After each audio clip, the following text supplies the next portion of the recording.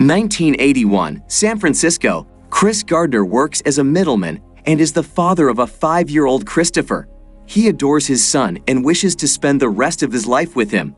Chris sent his son to a daycare center as her wife, Linda, works there. They are suffering to keep up their survival. Chris had invested all of his savings in a portable bone density scanner, which he tries to sell at various hospitals every day. Chris is holding the scanner and is waiting for the bus when a beggar informs him that what he is holding, the scanner, is a time machine. The beggar follows him on the bus and informs everyone that he has a time machine, which makes Chris smile because he knows the beggar is not mentally fit.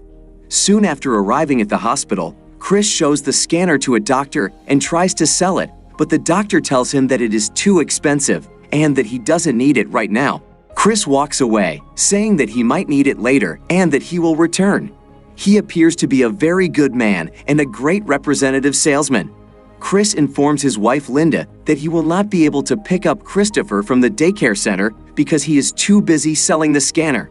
Linda complains to Chris that she has to work a double shift and that he expects her to care for their son as well. Chris goes to Oakland to another hospital to sell the scanner, but he is unsuccessful there as well, and his car is stopped by traffic cops because it is not parked in a parking lot. Chris is upset because he hasn't sold a single scanner in 3 months, and his bills are still unpaid, making it difficult to manage his family and house rent. On his way home, he runs into a friend who works at a brokerage firm. He notices that the people who works there are pretty happy. He inquires from his friend as to what work he does and how he does it. Chris also inquires whether it requires a degree, but his friend responds that no degree is required and that all that is required is a man who is good with numbers and good with people. Chris believes in himself because he performs best at both. At night, he tells his wife that he wants to work as a stockbroker for a brokerage firm, but she doesn't trust him because he is not good at it and becomes enraged. Chris goes to Dean Witter Reynolds in the morning to apply for the job because he wants to provide a good living for his son and family. However, by trusting an unknown man before entering, he risks losing his scanner. He receives the application but notices the man attempting to steal his scanner. Chris rushes outside to pursue him, but the man escapes. Chris's life slowly appears to be fading away. He then personally delivered his application to Mr. Twistle the following morning. Twistle informs him that if he is chosen, he will get a call. Chris goes outside and finds the man who had stolen his scanner. He manages to recover the scanner. He now needs to sell at least one of the scanner because his family is short on groceries as well. Linda returns home and discovers that he hasn't even sold a single scanner yet. She walks out upset and tells Chris that he tells him some damn story every day and that she is now fed up with all this. Chris tries to calm her down, but Linda has lost interest in listening to him. Chris eventually finds Mr. Twistle. He inquires about his job application, but Twistle gets into a taxi and states that he doesn't have time to discuss it. Chris informs him that he too wishes to take the taxi and borrows some time to speak with him. He tries to talk to Twistle on the way, but he isn't interested in talking and instead tries to solve a Rubik's Cube. Twistle then tells him that a Rubik's Cube is impossible to solve. Chris is an expert at cube solving as well and solves it in no time. Twistle leaves after telling him that he did a good job. Chris doesn't have enough money to pay the fare and chooses to run away, prompting the driver to pursue him into the train station. Chris boards a train, but he soon realizes that one of his scanners is misplaced. He calls Linda as he is late for work, but Linda is enraged and tells him that she is leaving the house with Christopher.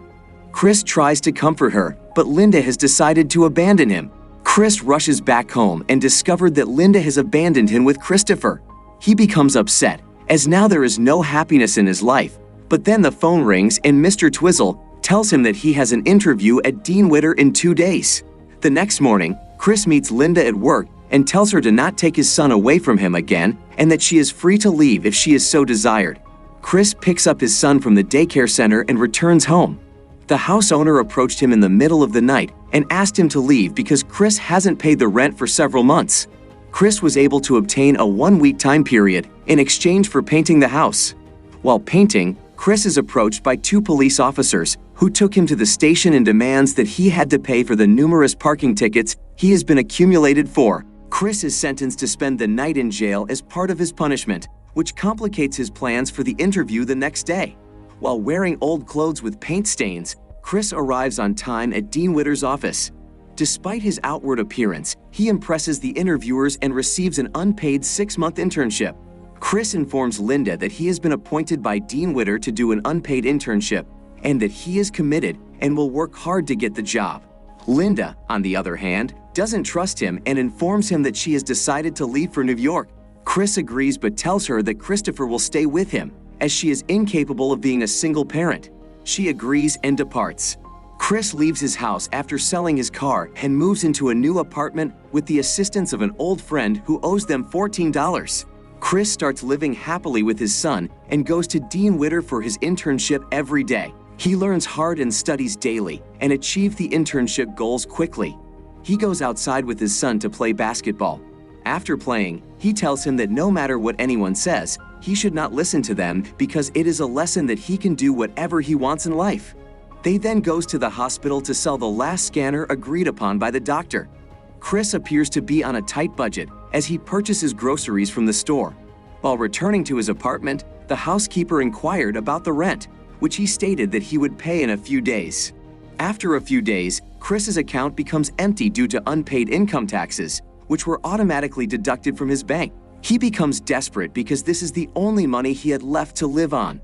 Chris now has less than $25 in his account. Later, in a park, he finds the man with his scanner, which he had left at the station. He is overjoyed to see it and retrieves it from the man. His last hope is to sell the scanner. As he arrives at the hospital, the doctor agreed upon buying it, but unfortunately, while checking the scanner, it didn't function well, indicating a fault. The doctor asks him to return later as he is running late for a meeting. Chris returns to his apartment at night after a long day, but his belongings are outside and the apartment is locked. It appeared that the owner doesn't want him to stay any longer.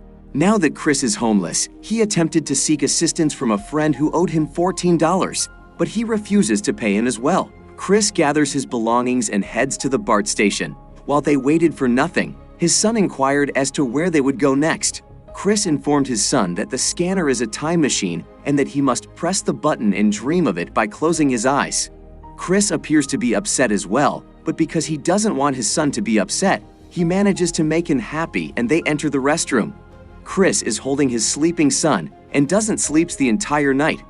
Chris sobs all night as he is saddened to see himself in this situation.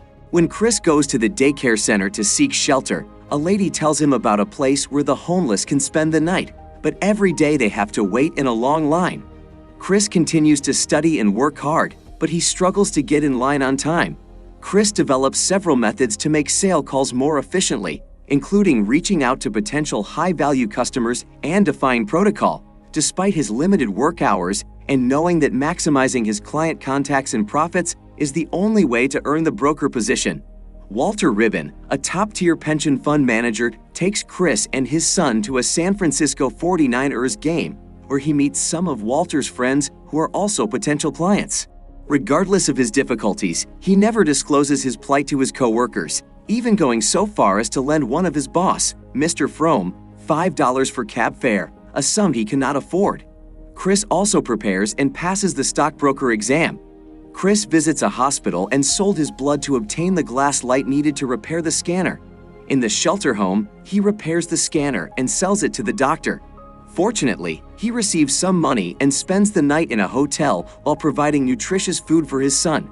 After work the next morning, he spent the entire day relaxing on a beach with his son. The following morning, Chris arrives at his office on the last day of his internship. Chris ran into Mr. Twistle in the office restroom.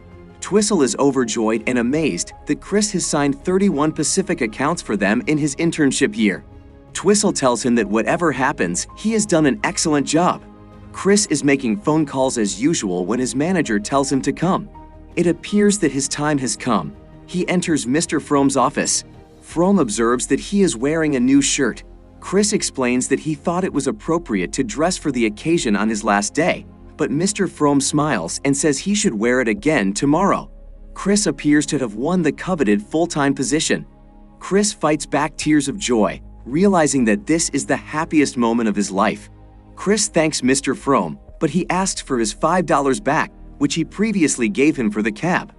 Chris rushes out the door and towards the daycare center to meet his son. He tightly embraces his son to explain his happiness.